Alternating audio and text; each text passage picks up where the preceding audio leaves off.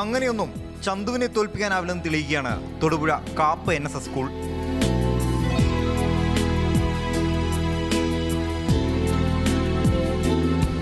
തോൽപ്പിക്കാൻ പലരും ശ്രമിച്ചു, പലവട്ടം. സമയത്ത് പുസ്തകം തരാമെന്ന് പറഞ്ഞ സർക്കാർ ആദ്യം തോൽപ്പിച്ചു. കാത്തിരുന്നിട്ടും പെയ്യാത്ത മഴയും തോൽപ്പിച്ചു.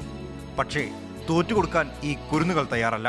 പാടും പുഴകളും തോടും ഓടിക്കൂടും മലരണിക്കാടും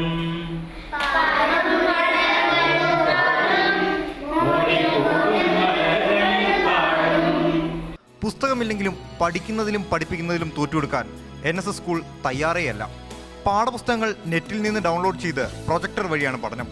പുസ്തകം പെൻഡ്രൈവിൽ ഒതുങ്ങിയപ്പോൾ ടീച്ചർമാർ ഹാപ്പി. പഠിക്കുന്ന കാര്യത്തിൽ കുട്ടിക്കൂട്ടം ഡബിൾ ഹാപ്പി. ഇത്രയുള്ള ബാഗ് ഇപ്പോൾ ഇത്രയായി.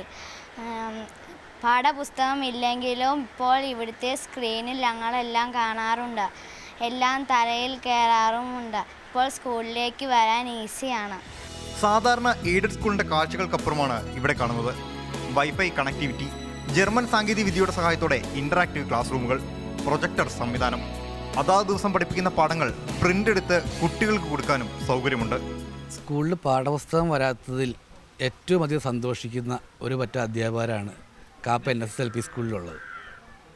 കാരണം ഇവിടെ പാഠപുസ്തകം വിതരണം ചെയ്യേണ്ട ആവശ്യം നിലവിലില്ല. എല്ലാ ക്ലാസ് റൂമുകളിലും നമുക്ക് ഇൻട്രാക്റ്റീവ് ബോർഡും പ്രൊജക്ടറും അടങ്ങുന്ന സ്മാർട്ട് ക്ലാസ് റൂം സംവിധാനമുണ്ട്. അതുകൊണ്ട് തന്നെ ഈ ടെക്സ്റ്റ് ബുക്കുകൾ ഇവിടെ സ്ക്രീനിൽ കാണിക്കാനും അത് വെച്ചുള്ള പഠനം ഒരു തടസ്സവുമില്ലാതെ നടത്തിക്കൊണ്ടു പോകാനും സാധിക്കുന്നുണ്ട്. ഒരുപക്ഷെ കേരളത്തിൽ അങ്ങോളം ഇങ്ങോളം പാഠപുസ്തക വിതരണം ക്രൈസിസ് നേരിടുമ്പോൾ ഏറ്റവും അധികം സന്തോഷിക്കുന്ന കുട്ടികളും അധ്യാപകരും ഈ സ്കൂളിലായിരിക്കും.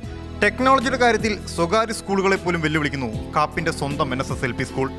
ആൻഡ്രോയിഡ് ഫോൺ കയ്യിലുണ്ടെങ്കിൽ രക്ഷിതാക്കൾക്ക് ക്ലാസ് റൂമും ലൈവായി കാണാം. സ്മാർട്ട് ക്ലാസ് എന്ന് പറഞ്ഞാൽ അതാണ്. അതുകൊണ്ടൊന്നും തീരുന്നില്ല. കാപ്പിലെ യുദ്ധമുറകൾ കാണാൻ പോകുന്നതേയുള്ളൂ. ക്യാമറമാൻ ജോബി മാത്യുവിനോടൊപ്പം ലാൽകൃഷ്ണൻ, മാതൃഭൂമി ന്യൂസ്, ഇടുക്കി.